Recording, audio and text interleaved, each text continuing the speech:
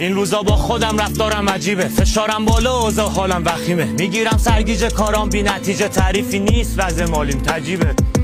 بی حوصله کلافم تو خودم گم پرت حواسم، اعصابم تخمی چیزی درست نیست، مسیرها بنبسته واسم، مخم شلوغ داد و بیداد، منو این فکرها داره میگاد، میکوبم مشباز به دیوار، بیقرارم دل مستی میخواد، میان بغضا تو صدام بی سلام، تا حالا باریدی با موزیک بی کلام، باره تو سرم سوال بی جواب، یه گوشه بستنم انگاری با تنام، حالم نسخه برای یه جای خوب، سر صبح یه کافی یه حال نور، یه جا که سبز تو دل کوه، بلکه از دلم باز بشه این گره کور، یه جا که برسه مود خوشی، خارج از دسترس بشه گوشی، یه حالت کما و فراموشی، برام تراپی تر حذر آغوشی،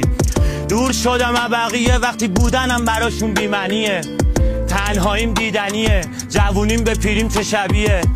خستگی تو نگامه، زندگیم خلاف اتوبانه، به دروغ همه چی رو رواله، شاید تو اون تموم خوبیامه. افتخار خودتون.